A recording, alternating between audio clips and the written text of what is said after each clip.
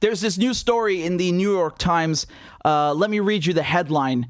So it says, Russia asked China for military and economic aid for Ukraine war, U.S. officials say. Russia asked China to give it military aid. And thank you very much. I'm not subscribing to the Times, but in any case, they're saying here that Russia has asked China for support in its war against Ukraine. According to whom? According to 2 U.S. officials.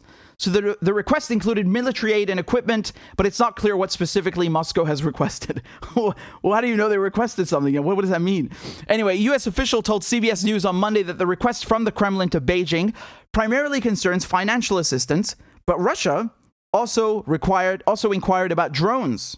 The Russians seemed not to have anticipated that they or Ukraine would deploy drones in this conflict, which is one reason they're asking China about them, according to the U.S. officials. The Ukrainians have been using drones, especially Turkish-made TB2 drones, quite effectively, a senior defense official noted in a background briefing Monday. Let me just come out. Okay, the rest of the article, they're basically just saying that, Russia's failing so badly, they haven't been able to advance. And, well, honestly, I mean, this is... this must be one of the worst invasions I've ever seen, because the map currently says otherwise. If you look at the Russian advance, that certainly doesn't look like they're losing exactly. How exactly have they almost completed a pincer movement? They've encircled the capital and Kharkiv, so the two biggest cities, and yet they're failing. I don't understand that. But in any case, let's go on to the claim, because they're saying that Russia is begging China for help. Like, they're in such dire straits that they need to go begging for military assistance and economic aid. I think this is BS. I think this is complete BS. And there are several telltale signs. How do we know that this is BS? How can you sniff out the mainstream media diarrhea? Well, first of all, the Russians are one of the world's top arms dealers. This is nothing new. This is, since the Cold War, there are literally tons of countries that have Russian weapons. I can just give you Syria as an example, India as an example, Ukraine. Turkey just bought from Russia recently the S-400, which has been used in Ukraine now, apparently for the first time in a combat situation, which is these are surface-to-air missiles. So many countries have Soviet equipment. Indeed, Soviet. I don't mean Russian, because it's from the Soviet era, and also, of course, modern Russian equipment. So why the hell would the Russians go and buy equipment from the Chinese when Russian soldiers are trained to use Russian equipment? They're not trained on Chinese equipment. I think this is completely absurd. That makes absolutely no sense. Look at the market share. This is between 2016 and 2020. Okay, the market share of the leading exporters of major weapons by country. So the United States is number one, of course, no surprise there. They have 37% of the market share when it comes to arms exports. And who's next? Russia. Russia is 20%. Russia is second place. And where's China? China's all the way down here, 5%. So, I mean, Russia's exports of arms dwarf China's, right? 4 times higher. And you're telling me the Russians don't have any weapons all of a sudden, and they have to go begging for weapons that their soldiers don't know how to use? That makes absolutely no sense. Let me give you another way that you can see that this is complete BS. Look at the headline. They say Russia asks China for military help in war with Ukraine. According to whom? According to U.S. officials. A U.S. official. According to the U.S. official. And of course, all of this has nothing to do with the story. They're just giving you background information here about what kind of drones they use in Ukraine. And then here they're saying that Russia's being bogged down. It's nothing to do with the request, the actual request from Russia to China, or let's say the alleged request, the supposed request. So the entire story comes from who? Did it fall out the sky? No. It came from U.S. officials. Now, let me ask you something. Do you think U.S. officials are the most truthful of people when it comes to leaks like this? Because they're saying it under anonymity, which, okay, fine. As a journalist, you obviously don't reveal your source. But in many cases, when it comes to scoops that are from U.S. officials, in the end, they turn out to be what? They turn out to be diarrhea. Complete diarrhea.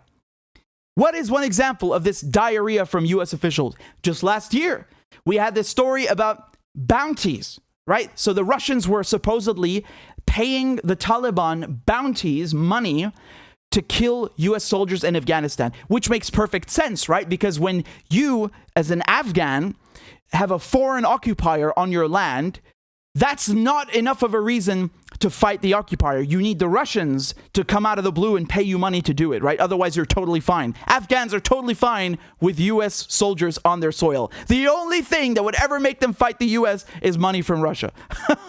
So, of course, that story turned out to be complete bullshit. It was reported by everyone, Rachel Maddow, NBC. You saw it in the New York Times. Complete diarrhea, absolute diarrhea. And they even said that China was paying bounties, and then they said Iran also has some kind of affiliation. All of it complete dog shit. And then, of course, what does this remind me of? Again, I'm just old enough to remember this.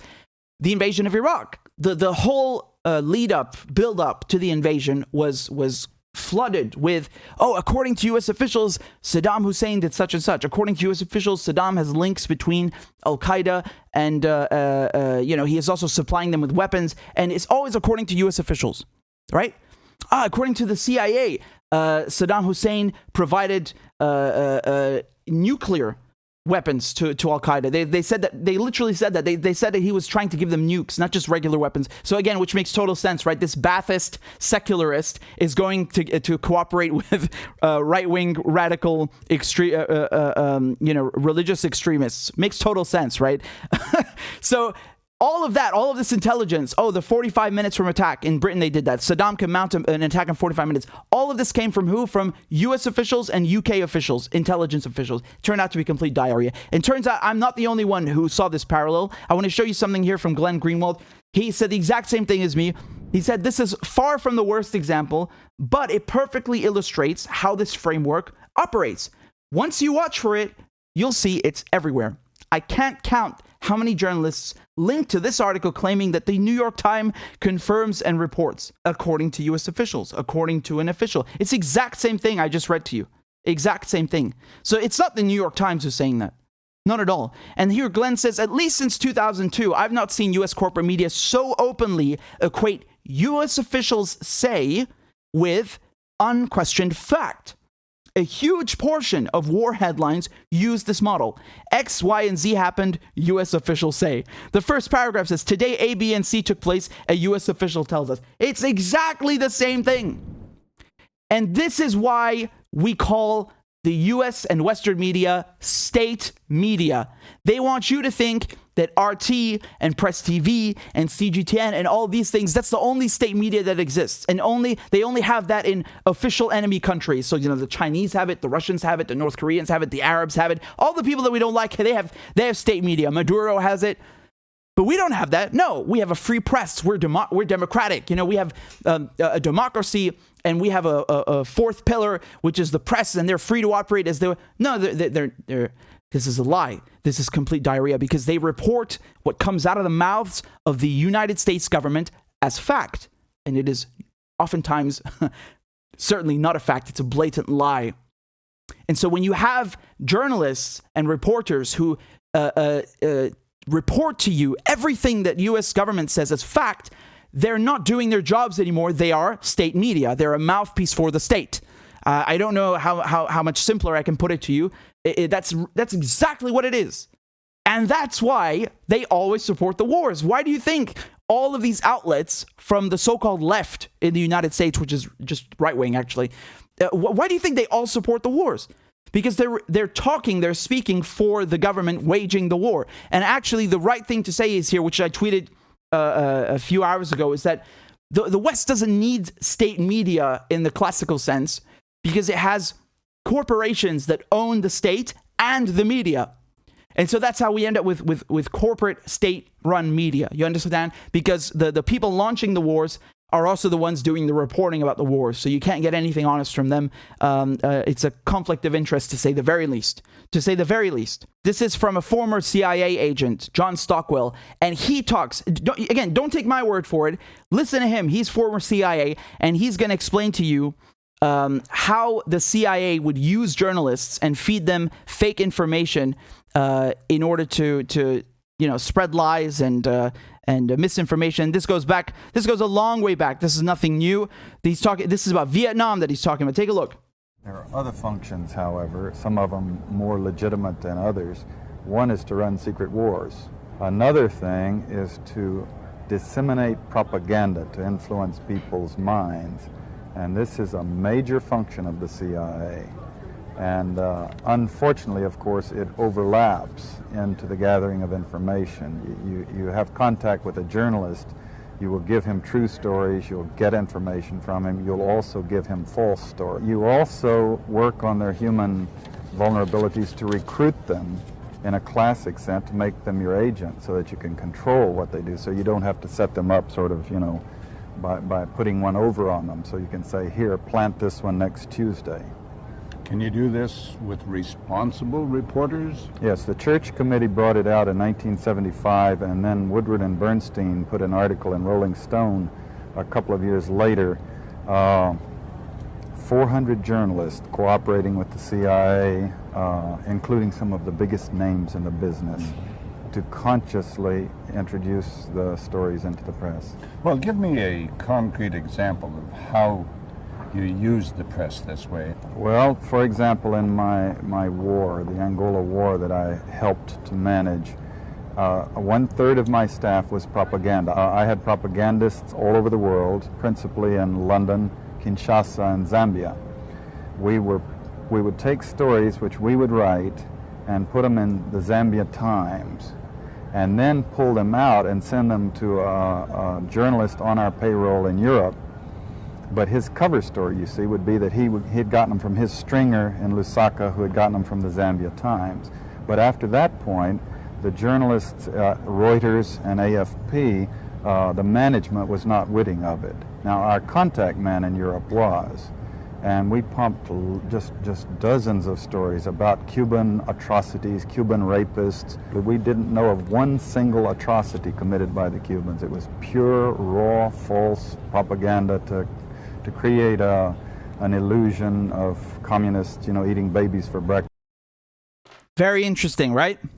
Very interesting. And by the way, speaking of Angola, because there was a war there, that's where my parents served in the as UN peacekeepers in the United Nations.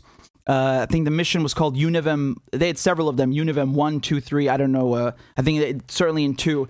And yeah, so that was the point of that mission was not just peacekeeping, but also to verify that the Cubans were withdrawing because they were supporting one side of the conflict. But in any case, you see how it works, right?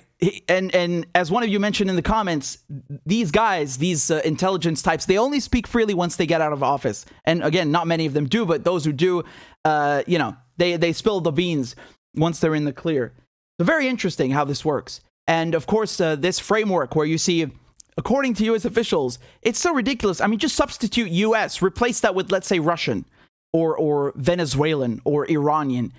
Do you think anyone would believe that? In the West, people would look at that and say, but a Russian said that. And honestly, I think that's quite tragic because they've poisoned people's minds in the West. They've conditioned them to hate the word, like just hearing the word Iran. It has a negative connotation in the West because of all this hateful propaganda, right? And Russia and all this thing is very tragic because they separate people and cultures apart just so they can start wars and accomplish their foreign policy objectives.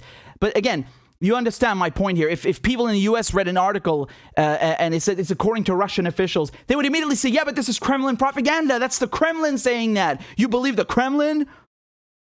Well, it works for you.